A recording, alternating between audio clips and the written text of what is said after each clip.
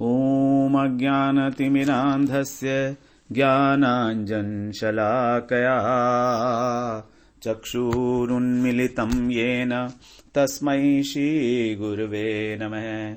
वाञ्छाकल्पतरुभ्यश्च कृपासिन्धुभ्यैव च पतितानां पावनेभ्यो वैष्णवेभ्यो नमो नमः। नमो महावदान्याय कृष्णप्रेमप्रदायते कृष्णाय कृष्णचैतन्य नाम्ने गौरत्विषे नमः। हे कृष्ण करुणा सिंधो दीनबंधो जगत्पते गोपेश गोपिका कांत राधा कांत नमोस्तुते। तप्त कांचन गौरांगी राधे वृंदावनेश्वरी वृषभानुसुते देवी प्रणमामि हरिप्रिये। वृंदायै तुलसी देव्यै प्रियायै केशवस्य च कृष्ण भक्ति प्रदे देवी सत्यवत्यै नमो नमः। श्री कृष्ण चैतन्य प्रभो नित्यानंद श्री अद्वैत गदाधर शिवसदी गौर भक्त वृंद। हरे कृष्ण कृष्ण कृष्ण हरे हरे हरे राम राम राम हरे हरे। हरे कृष्णा। सर्वप्रथम मैं अपने गुरुपाद पद्म ओम विष्णुपाद अष्टोत्तर शत श्री श्रीमद् भक्ति वेदांत माधव गोस्वामी महाराज के चरण कमलों में अनंत कोटि दंडवत प्रणाम ज्ञापन करता हूं। हम लोग श्रीमद् भगवद गीता के 5वें अध्याय का श्रवण कर रहे थे। उसमें हम लोगों ने दूसरा श्लोक श्रवण किया जिसमें भगवान ने कर्म योग को कर्म संन्यास से श्रेष्ठ बताया है। तो यहां पर दूसरे श्लोक से ही हम लोग अब कर्म योग की बात श्रवण करेंगे। 5वें अध्याय का नाम है कर्म संन्यास योग। तो इसमें भगवान कर्म संन्यास की तो बात कर्म संन्यास की बात करेंगे, लेकिन साथ में कर्म संन्यास से कर्म योग की विशिष्टता का भी प्रतिपादन करने वाले हैं कि कर्म योग किस प्रकार से श्रेष्ठ है कर्म संन्यास से। क्योंकि इससे पहले तीसरे और चौथे अध्याय में केवल भगवान ने कर्म योग की बात की है, मगर वहां तीसरे और चौथे अध्याय में दो तीन श्लोकों में कुछ इस तरह का आभास लगा कि भगवान कर्म सन्यासी के जो लक्षण हैं उनका वर्णन किया भगवान ने। तो अर्जुन ने सोचा कि शायद कर्म सन्यास जो है कर्म योग से श्रेष्ठ है। अब अगर ऐसा है तो फिर भगवान उनको कर्म योग में प्रवृत्त करने के लिए क्यों कह रहे हैं कि आप कर्म योग में प्रवृत्त हो।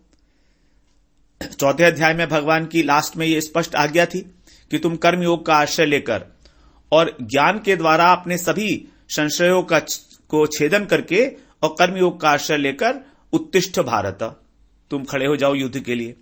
तो इसीलिए भगवान ने अब यहां पर क्लियर किया कि यद्यपि कर्मयोग और कर्म संन्यास दोनों एक ही हैं, दोनों ही कल्याण के साधन हैं, लेकिन फिर भी कर्म संन्यास की विशिष्टता है कर्मयोग की कर्म संन्यास की अपेक्षा विशिष्टता है। तो इस दूसरे श्लोक को हम लोगों ने एंट्री गेट बनाया था, एंट्री गेट नंबर 5, क्योंकि यहां से अब हम कर्म संन्यास में प्रवेश कर रहे हैं, जो एक थोड़ा सा कर्म योग से हटकर प्रकरण शुरू हो गया है। तो हम लोग आज तृतीय श्लोक का श्रवण करते हैं।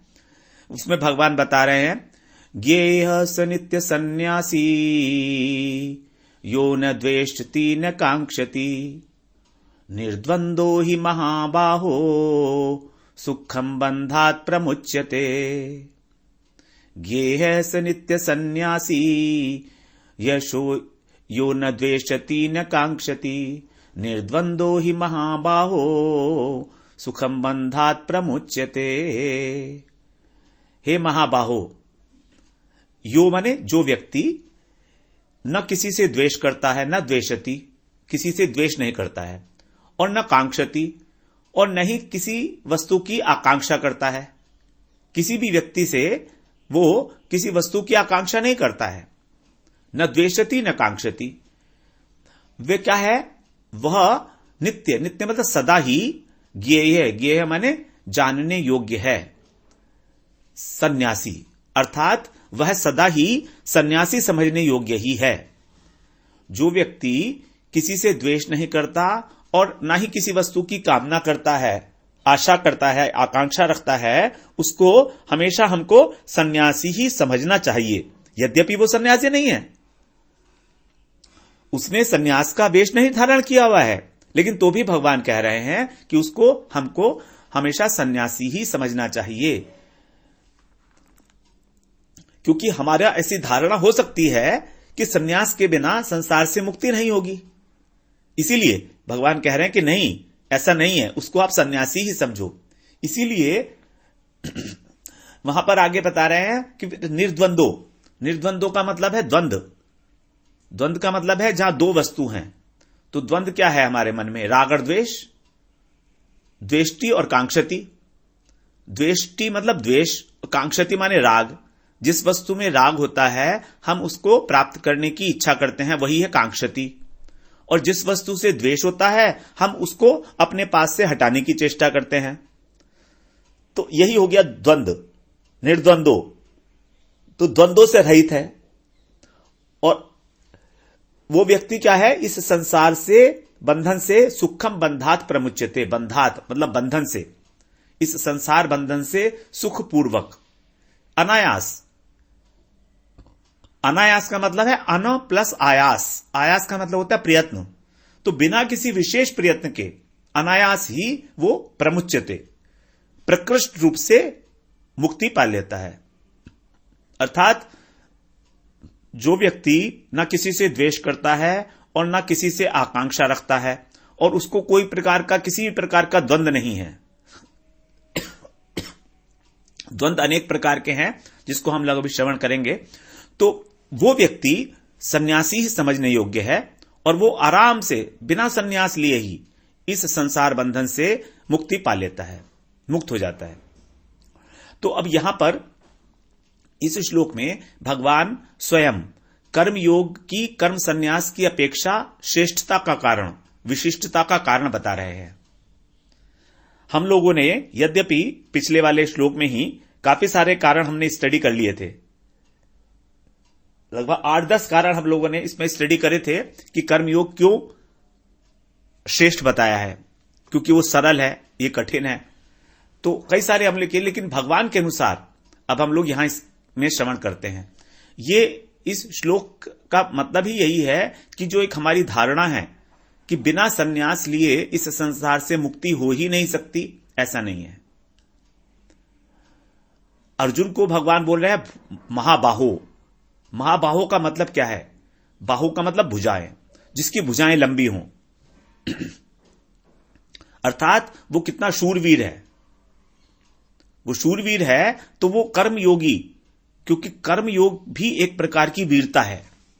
इसमें हाथों का कौशल युद्ध में नहीं उतरना है, लेकिन जो संसार है इसके अंदर भी हम लोगों को कर्म करते हुए कर्म के बंधन से मुक्त हो जाना, यह बहुत बड़ी वीरता है। कर्म करते हुए और कर्म के बंधन से मुक्त हो जाना। जैसे कि अगर आप किसी काली कोठरी के अंदर प्रवेश करें, काली कोठरी है कोई बिल्कुल, या कोयले की खान है, और कोयले की खान में प्रवेश करके हम उस कोयले की खान से बिना किसी भी प्रकार अपने शरीर के ऊपर कालिख लगाए हुए उससे बाहर आ जाएं, यही है कर्मयोग। कर्म करते हुए भी कर्मयोग की साधना, संसार में रहकर। एक दोहा है ना इसमें, काजर की कोठरी में कैसे हुसैन हो जाए, काजर की कोठरी में कैसे हुसैन हो जाए, एक रेख काजर की लागी है पै लागी है, एक रेख काजर की लागी है पै लागी है। चाहे कितना ही कोई सयाना हो, अगर काजल की कोठरी में जाएगा है, कितना ही कोई स्मार्ट हो, लेकिन एक ना एक धब्बा काजल का तो लग ही जाएगा, लागी है पै लागी है। तो यही है शूरता, यही है वीरता कि अर्जुन को भगवान ने कहा महाबाहो। और फिर इसका दूसरा अर्थ हो जाता है जिसके जो मित्र हैं या जो भाई हैं वो बड़े पराक्रमशाली हैं। क्योंकि बाहु जो है हमारी, जो भाई है हमारा, वो हमारे भुजाओं का भी प्रतीक होता है, हमारे मित्र है, हमारे भाई हैं। क्योंकि जिसके भाई बड़े पराक्रमी होते हैं, बलशाली होते हैं, वो बड़ा अकड़ के चलता है, उसको किसी का डर नहीं होता है। तो यहां पर अर्जुन के भाई कौन है? अर्जुन के भाई हैं युधिष्ठिर महाराज, जो धर्मराज हैं साक्षात, अजात शत्रु, जिनका कोई शत्रु ही नहीं है, ऐसे है महाराज युधिष्ठिर, साक्षात धर्मराज। और मित्र की तो बात ही छोड़िए। मित्र कौन है? प्राणी मात्र के सुहृद हैं वो, अखिल कोटि ब्रह्मांड नायक परम पुरुषोत्तम, हमारे अपने भगवान श्री कृष्ण, वो हैं उनके मित्र। तो जिसके ऐसे मित्र हों और ऐसे सखा, ऐसे मित्र हों और ऐसे भाई हों, तो उसको महाबाहु तो कह ही सकते हैं ना। और वही कर्मयोग का पालन कर सकते हैं। इस संसार में रह के कर्म के द्वारा, कर्म के बंधन से अलग हो जाना, मुक्त हो जाना, यही है शूरवीरता। अब यहां पर बता रहे हैं कि कर्मयोगी कौन है, उसके लक्षण बता रहे हैं एक प्रकार से। जो किसी भी प्राणी से, पदार्थ से और परिस्थिति से द्वेष नहीं करता। हम लोग छोटी छोटी सी बात में लोगों के साथ द्वेष पाल लेते हैं कि अगर उसने हमारे मन की नहीं की तो हम उससे नाराज हो जाते हैं और उसको याद रखते हैं। यही है द्वेष। द्वेष का मतलब परायापन, द्वेष, ये दूसरा है। जहां पर दूसरापन आ गया, जहां पर परायापन आ गया, वही है द्वेष। तो अब वो अपना नहीं रहा। जो पहले सुहृद था, मित्र था, अब वो पराया हो गया। तो पराया हो गया मतलब द्वेष। तो प्राणियों से भी द्वेष पाल लेते हैं और पदार्थ से भी द्वेष हो जाता है। कुछ चीजें ऐसी होती हैं जो हम लोग देखना ही नहीं चाहते हैं। We don't want to see, we have got very strong dislike for them. अगर कभी हमारे सामने आ जाएं तो हम उसमें नाक भाव सिकोड़ने लगते हैं कि क्या दृश्य मेरे आंखों के सामने आ गया। तो इस प्रकार हम लोग प्राणियों से, पदार्थों से और परिस्थितियों से भी द्वेष करते हैं। परिस्थिति, जब हमारे को प्रतिकूल परिस्थिति का सामना करना पड़ता है तो somehow or the other we want to avoid that situation. We want to escape from that situation instead of going through, instead of solving out, instead of seeing the situation in the right perspective. उसको उसी के परिप्रेक्ष्य में अच्छी तरह से उस परिस्थिति की समीक्षा किए बिना हम लोग उस परिस्थिति से पलायन करना चाहते हैं, भागना चाहते हैं कि हमको कहीं शांति मिल जाएगी। लेकिन ऐसा होगा नहीं, क्योंकि जो प्रतिकूल परिस्थिति हमको प्राप्त हुई है वो केवल मात्र हमारे प्रारब्ध का ही फल है। हम लोगों ने चौथे अध्याय में यह बात श्रवण की है, जब भगवान ने बताया था गहना कर्मणो गति। तो हम लोगों ने बात की थी कि हमारे जो कर्म हैं, संचित कर्म, प्रारब्ध कर्म किस रूप में सामने आते हैं। ये शरीर हमारा प्रारब्ध है, प्रारब्ध का बना हुआ है। और प्रारब्ध का बना हुआ है मतलब क्या? कि शरीर को प्रारब्ध का फल भोगना ही भोगना पड़ेगा। That is inbuilt into the system. उसको भगवान ने पैक करके भेजा हुआ है हमारे अंदर। हमारे चित्त के अंदर जो संस्कार बने हुए हैं वो सब पैक्ड मटेरियल है, वो पूरा as it is, and it is going to unfold. धीरे धीरे वो परिस्थिति हमारे सामने जैसे जैसे उसका मैच्योरिटी होगी वो हमारे सामने खुलती चली जाएगी, चाहे अनुकूल हो चाहे प्रतिकूल हो। We have to go through the situation, चाहे हम उसमें द्वेषपूर्वक उससे आगे बढ़ें, चाहे हम उसको स्वीकार करके बढ़ें। तो द बेस्ट वे इज कि जो भी परिस्थिति है उसको सहजता से स्वीकार करना चाहिए, ना कि बहुत अधिक प्रतिकार करते हुए उस परिस्थिति का। हां, अगर हम कुछ कर सकते हैं उसके बारे में तो हमें अवश्य करना चाहिए प्रयत्न। जैसे हमें कहीं दर्द हो रहा है तो उस दर्द को खत्म करने के लिए डॉक्टर की दवाई लेनी चाहिए, लेकिन उस दर्द को कोसना नहीं चाहिए कि हाय मैं इस दर्द को मैं ही मिला था क्या, मैं ही मिला था इस दर्द को होने के लिए, बार बार मुझे क्यों हो रहा है, ये मुझे क्यों हो रहा है, मैंने ऐसे कौन से पाप किए हैं। ये हम लोगों की जनरल रिएक्शन होती है एक, और ये रिएक्शन भी हम लोग हमारे ऊपर सोसाइटी से इंपोज्ड है। हम लोगों ने यही सीखा है अपनी सोसाइटी समाज से कि अगर कोई गलत सिचुएशन हो तो उस सिचुएशन को कोसना शुरू कर दो, उस सिचुएशन को बुरा भला शुरू कर दो कहना, कंप्लेंट शुरू कर दो। And this sort of complaining tendency is very very negatively oriented, very very negatively. वो सारा हमारा अंतःकरण दूषित कर देती है। हमारा भजन की तो बात छोड़िए, हमारा मन ही विक्षिप्त कर देती है। भजन तो क्या ही होगा उस परिस्थिति में। तो परिस्थिति को स्वीकार कर लेना यही है लक्षण कर्मयोगी का। और वो ये मानकर कि क्योंकि प्रारब्ध का है, प्रारब्ध के वशीभूत होकर मुझे सहन करनी ही है, तो वो ये जानकर कि ये प्रारब्ध का ही फल है, मेरा ही किया हुआ है, उसको सहजता से स्वीकार कर लेता है कर्मयोगी। और भक्त भी ऐसा ही है। भक्त तो एक और स्टेप आगे बढ़ जाता है। भक्त की तो खास बात अलग ही है। भक्त की, भगवान के जो भक्त हैं वो बड़े अनूठे होते हैं, अलबेले होते हैं। वो भगवान की तरह अलबेले होते हैं। ब्रह्मा जी अपनी स्तुति में यही बात बता रहे हैं, तत्ते अनुकंपाम सुसमीक्षमाणो भुंजान एव आत्मकृतम विपाकम। क्या बोल रहे हैं यहां पर? भुंजान एव आत्मकृतम विपाकम। आत्मकृतम माने मेरे द्वारा किया गया, विपाक का मतलब पाप। मेरे द्वारा जो पाप किए गए हैं वो ही भुंजते माने भोगता है। कैसे भोगता है? तत्ते अनुकंपाम सुसमीक्षमाणो। उस परिस्थिति की अच्छे तरीके से समीक्षा करके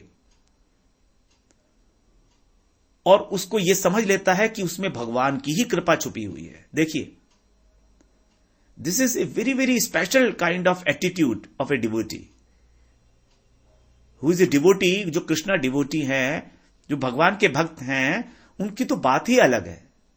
वो केवल प्रारब्ध नहीं मानते, वो प्रारब्ध को मानते हुए भी उसके अंदर भगवान की अनंत कृपा मानते हैं। तत्ते अनुकंपाम, तत्ते अनुकंपाम। ते माने वे, तत् माने उस परिस्थिति में, अनुकंपाम भगवान की अनुकंपा मानते हैं। असीम अनुकंपा भगवान की कि मेरे को प्रतिकूल या अनुकूल जैसी भी है, प्रतिकूल की बात समझें यहां पर, क्योंकि अनुकूल तो हमको अनुकूल लगती ही है, तो प्रतिकूल परिस्थिति को भी भगवान की कृपा मानते हुए तत्ते अनुकंपाम सुसमीक्षमाणो। समीक्षमाणो, माणो का मतलब होता है वर्तमान काल में, हमेशा, नित्य, निरंतर। क्योंकि हमारे जीवन में परिस्थिति लगातार आती रहेंगी, लगातार, कभी अच्छी कभी बुरी, कभी सर्दी कभी गर्मी, कभी भूख कभी प्यास, यही है द्वंद्व। कभी सुख कभी दुख, कभी अच्छा वो लगता है कभी बुरा लगता है, कभी मूड ऑफ हो जाता है, कभी मूड बड़ा फ्रेश होता है। So they are all situations, life situations. This is not a life by itself, it is a life situation and we have to deal with the life situation. Life is unfolding itself into the form of situations, that's all, है ना। हमारी जो जीवन है वो अलग अलग परिस्थितियों के रूप में हमारे सामने आ रहा है। हमको और अधिक प्रगाढ़ रूप से जिंदगी को जीने के लिए, जीवन को जीने के लिए, so that we can live the life very very intensely and intelligently, not by itself, अपने आप से नहीं कि जैसी चल रही है जिंदगी वैसे ही नहीं, ऐसे नहीं, ऐसे नहीं चलेगा। जो अभी तक चलती आई है, we want to put a full stop on to it now we want to put it. That is a decision. हमारा अभी ये निर्णय है कि अभी तक ठीक है, हम लोग जो कर रहे थे ढर्रे से, सिचुएशन को कोसते थे, कंप्लेन करते थे, but now no more of it.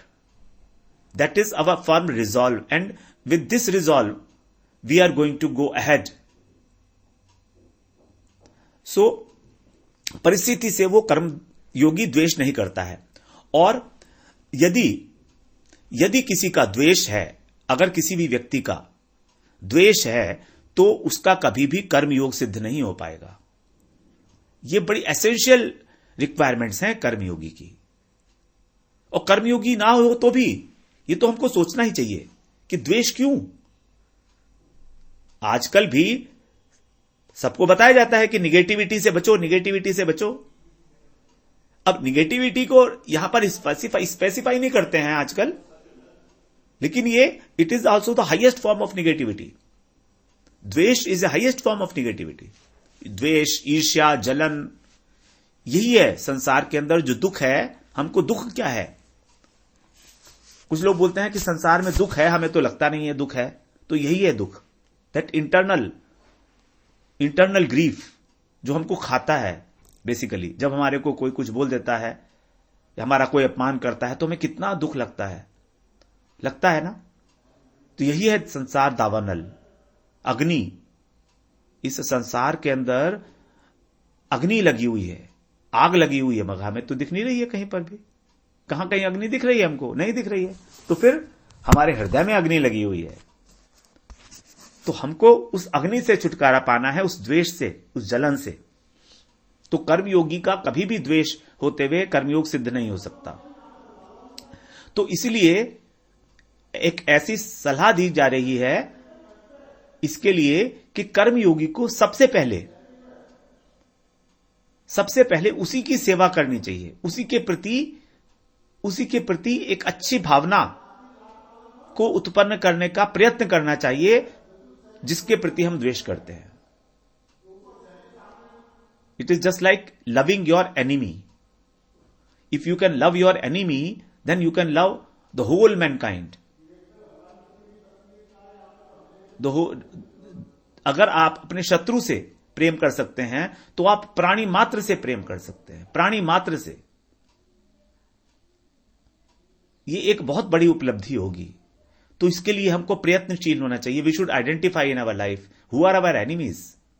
Let us see. उसको बैठ के एक बार निरीक्षण करें अपने मन में कि हां ठीक है, उसने मेरे साथ ऐसा किया था कुछ समय पहले, लेकिन शायद कोई सिचुएशन ऐसी रही होगी, अगर मैं शायद उस सिचुएशन में होता तो मैं भी वैसे ही रिएक्ट करता जैसे उसने किया था. Maybe I would also react like that. तो शत्रुता का भाव रखने का कोई औचित्य दिखता नहीं है. So let us close the chapter of this sort of enmity with him, है ना. This we can decide any fine morning that we want to internally close the chapter with that fellow, that we will not inculcate. हम लोग उसके प्रति कोई भी गलत भावना, negative भावना को स्थान नहीं देंगे अपने हृदय में. और अब मान लीजिए जैसे हम एक टारगेट बना लेते हैं, क्योंकि हमारे शत्रु बहुत ज्यादा नहीं है इस संसार में. अगर आप देखेंगे तो ऐसे शत्रु जिनके प्रति हमको द्वेष है, द्वेष बुद्धि है, सिर्फ 3 या 4 ही होंगे, इससे ज्यादा नहीं होंगे आपके जीवन में. और उनको सिर्फ 3-4 लोगों को ही हैंडल करना है, और वो भी हैंडल आपको फिजिकली नहीं करना है. We don't have to be face to face with them. No. हमारे शत्रु को तो कई बार ये पता भी नहीं होता है कि हम उससे शत्रुता रखते हैं या उससे द्वेष रखते हैं. उसको तो पता नहीं है, वो तो मस्त है. He is highly blissfully ignorant of everything what ever is going on in my heart towards him. So why should also have that problem in our heart and spoil it and इसको गंदा करें हम लोग अपने हृदय को. तो we can select one of the person. एक व्यक्ति को सेलेक्ट करें जो माइल्ड लेवल पर, जिससे हम द्वेष करते हैं, माइल्ड लेवल पर सबसे कम, और let us work for it. Let us work on him for 1 week. Work on him का मतलब यह नहीं कि हम उसके जाके सामने पकड़ लें, उसको बैठ जाएं उसके, नहीं. उसके बारे में हम मन में सोचें कि क्या सिचुएशन हो सकती है, उसने ऐसा काम किया था. So slowly and slowly you will feel कि हमारा जो दृष्टिकोण है उसके प्रति वो ठीक होता चला जा रहा है, पॉजिटिव होता चला जा रहा है. तो 1 वीक में एक बंदे को हैंडल करें, एक शत्रु को, और देखिए 1 महीने के अंदर the problem is solved. So whole द्वेष which we are having for last years together, maybe कुछ ऐसे लोग भी होंगे जो लोग मृत्यु को प्राप्त हो गए हैं, उनके प्रति भी द्वेष बुद्धि हमारी रह सकती है. तो एक एक करके अगर हम अपने मन को समझाएंगे तो मन समझ जाएगा. तो इसलिए न द्वेषति, इसीलिए भगवान ने न द्वेषति पद को पहले दिया. भगवान यहां कह सकते थे न कांक्षति न द्वेषति, नहीं. This Bhagavad Gita is a very scientific document, is a very very scientific thing. everything has been placed at a very, very right spot. Because who is going to speak about it? स्वयं परब्रह्म, परम पुरुषोत्तम भगवान श्री कृष्ण इसको कह रहे हैं भगवद गीता को। ये कोई आसान चीज नहीं है। तो that is why he has put this न द्वेषति पहले। द्वेष को पहले रखा उन्होंने, कांक्षति को बाद में रखा। तो इस चीज की बड़ी इंपॉर्टेंस है कि भगवान किसको ज्यादा महत्व दे रहे हैं। फिर उसके बाद बताया ना कांक्षति, उसको अब किसी की इच्छा भी नहीं है, राग भी नहीं है। तो ये राग और द्वेष जो है, हम लोगों ने तीसरे अध्याय में भी बड़े लंबे श्रवण किए थे इसको। इंद्रियस्य इंद्रियस्यार्थे राग द्वेषो व्यवस्थितौ, है ना। वहां पर भगवान ने इनको बताया था परिपंथी हैं, ये डाकू हैं जो हमारी धन संपदा लूट लेते हैं और हमको खुल्लम खुल्ला हमको लूट के और चले जाते हैं और हम देखते रह जाते हैं हमारे सामने। So that is the irony with us कि हमारे सामने ही हमको लूट लेते हैं और हम लूटते हुए देखते रहते हैं अपने को। तो ये राग द्वेष ये हमारे सबसे बड़े शत्रु हैं। शत्रु नहीं, अभी तो परिपंथी हैं, अभी तो डाकू हैं। जब ये स्थूल रूप धारण करेंगे, धीरे धीरे जब इनको महत्व देंगे, इनके ऊपर मन को केंद्रित करेंगे, विचारों को केंद्रित करेंगे, तब ये हमारे काम और क्रोध रूपी शत्रु बन जाएंगे। तो राग और द्वेष के लेवल पर ही भगवान कह रहे हैं इसको हैंडल कर लीजिए। कर्मयोगी के लिए आज्ञा है ये। अब संसार में राग द्वेष ही है, राग द्वेष से ही हम लोग बंधे हुए हैं इस संसार से। अगर राग द्वेष नहीं है तो संसार का होना या न होना भी हमारे लिए बराबर हो जाता है। और राग द्वेष शून्य अवस्था है, वही है निर्द्वंद एक प्रकार से। तो ऐसा जो शुद्ध अंतःकरण वाला व्यक्ति है, अब उस कर्मयोगी का अंतःकरण तो शुद्ध होगा ना जब राग द्वेष ही नहीं है। और कर्मयोग का जो फल है वो भी यही है, चित्त की शुद्धि। तो जो ऐसा शुद्ध अंतःकरण वाला कर्मयोगी है वही है नित्य सन्यासी। क्योंकि चित्त शुद्धि होने के कारण यद्यपि उसने सन्यास वेश ग्रहण नहीं किया है, तो भी वो जो कर्मयोगी है सभी कर्मों को और सभी कर्म के फलों को भगवान के अर्पण करता है अकृतत्व बुद्धि से, कर्तापन का भाव हटाकर। तो ना तो अब उसके अंदर अंतःकरण में राग है ना द्वेष है। तो राग और द्वेष से रहित होकर वो सन्यासी की सी अवस्था पा लेता है। भगवान ने ये कहा कि उसको तुम सन्यासी सा समझो। सन्यासी हो नहीं गया वो, कर्मयोगी ही है, वो गृहस्थ ही है। लेकिन क्योंकि उसके अंदर राग द्वेष नहीं है, इसलिए हमको उसको सन्यासी की भांति ही समझना होगा। ज्ञेय से नित्य सन्यासी। क्योंकि गीता में केवल बाहरी वेशभूषा और घर का त्याग करना, कर्म का त्याग करना, उसी को सन्यास की स्थिति नहीं बताया है केवल। क्योंकि सन्यास केवल बाह्य लक्षणों से सिद्ध नहीं हो सकता। सन्यास हमारे अंतःकरण की एक अवस्था का नाम है, हमारे अंतःकरण की एक अवस्था है। तो कर्मयोगी भी सन्यासी जैसा ही है, जैसे कि राजा जनक का उदाहरण भगवान ने दिया ही है। इसी तीसरे अध्याय में दिया था भगवान ने राजा जनक। तो इस तरह के बहुत कर्मयोगी हैं। हमने सिर्फ यहां पर गीता में राजा जनक का उदाहरण है तो हम उसी को बार बार रेफर करते रहेंगे। इस प्रकार भगवत गीता हमको यह सिखा रही है कि केवल मात्र वेश धारण करने से ही सन्यास सिद्ध नहीं हो सकता।